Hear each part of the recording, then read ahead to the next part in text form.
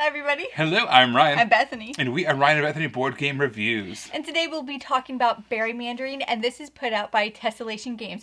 Don't forget to hit that subscribe button so you can see our videos as they come out. Alright, so this is an I cut, you choose game. It's two players. One player is going to play as strawberry. One's going to play as blueberry. You're cutting slices of cake, trying to make sure that you get the best slices of cake for your taste buds. And let me try and show you what it looks like on the table. Alright, in Berrymandering, what you are trying to do is you are trying to cut and choose the best slices of cake that match what flavors of cake you like, either strawberries or blueberries. Obviously, there's probably a political twist to this, but what we're going to do, when it's our turn to be the person who cuts, we're going to cut this cake into groups of 4. So we could do something like this, we could do a grouping like that, a grouping like that, we could do a big long stretch like this. We can just basically make any shapes we want as long as it's these groups of 4. We don't want to rearrange anything either. So these question marks right here, those represent these kind of mystery tiles. In here are either 1 or 2 groups of strawberries or blueberries. So, you know, that kind of stuff. So we're going to shuffle those up so that way you don't really know which one you're going to get when you get one of those mystery tiles. I think that kind of represents like undecided voters. So let's say then the next person is the chooser. Let's say they choose this one right here. There's a mystery tile there, so we would flip over the top tile. It's a single blueberry, so we've got 4 blueberries to 2 strawberries. Nothing happens here, actually. In this case, it's kind of a bad example, but this piece of pie is now eaten, or cake is now eaten. We flip everything over, and then we kind of reform our cake back as it was, so that way we can go back to the cutting phase.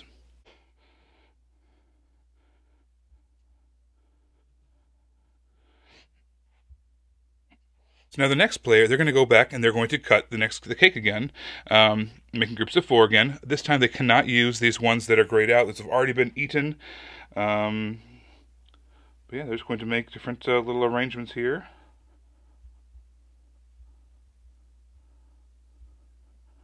So here's something that we could not do.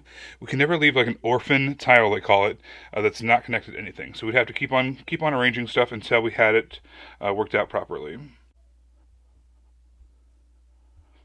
So that would be a legal setting right there. So now that everything's cut, what we could do is we could choose, the other person then would choose what they want to eat. They might choose this section. As you can see, there is 8 blueberries to 1 strawberry. We're going to eat that section.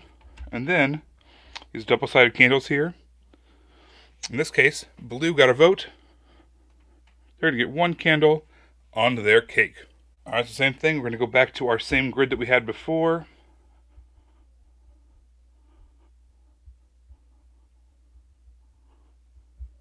And the person who just did their choosing, it's now their time to cut. Again, we're always going to do these groups of 4 with no orphans, tiles that are left by themselves. And then also, we have to leave the ones that have already been eaten alone. Again, the mystery tiles, when we see one of those, let's say someone chose this grouping right here, we'd flip over, determine what it is, and then that tile's out of the game. Every time there's a majority, in this case, there'd be 5 blue to 1 red, we would put up another candle, and of that color. At the end of everything, whoever has the most candles is going to win the game. Now everyone knows there can't be a tie between blueberry and strawberry, so if it ever works out to be there is a tie, play another game until there's a clear winner. Obviously, since this is a cake, it's just in a square pan, a 6x6 grid. However, if you wanted to get more political with it, you can try to find your state. If you go to berrymandering.com, there's actually maps that you can download that show how you can arrange the tiles to make it look like your state. They have, not all the states, but a lot of them in there. And then you can play Berrymandering with your exact state shape. So first off, I like to pretend that this game is pie because I don't like cake. A square pie. A square pie. Maybe a nice cheesecake. Yeah! Yeah, this is a cheesecake. So that's just, I know most people like cake. I know I'm the odd one out. I just like... Anyway, so one of the neat things about this game is the ease of setup. So you just flip those cards over, as I'm sure Ryan showed you, and you spread it all out, you do the grid, and you pop it back, and the game is ready. And then all you do is squeeze it, unsqueeze it. Put the pieces together.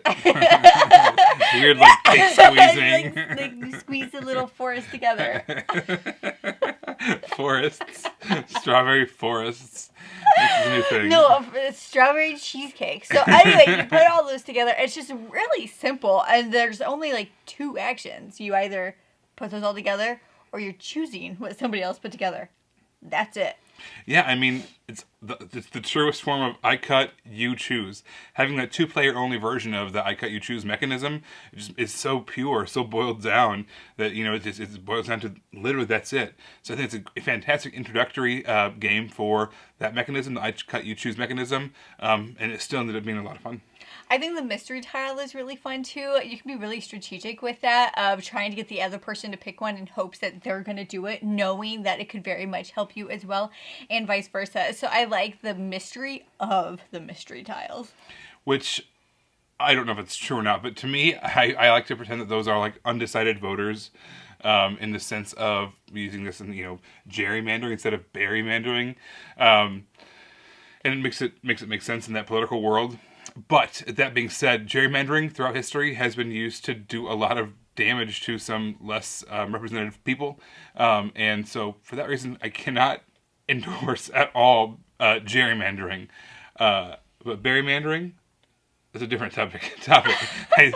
The game is about gerrymandering, but it's not. It's about berrymandering. And so berrymandering, much tastier, makes a lot of sense in the sense of you're just eating food. Cheesecake. Right. So yeah, that's kind of my thoughts. You can make it as political as you want, but yeah.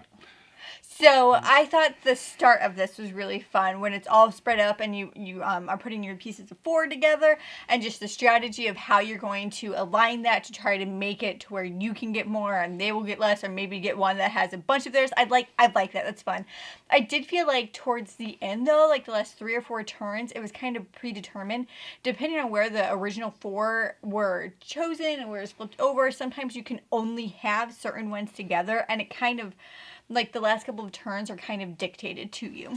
Well, yeah, I mean, that's part of the strategy of that first half of the game, is you're setting up those regions so that way it works in your favor no matter what else happens. The next one has to also go to you, and having those planning those out is a lot of fun to me.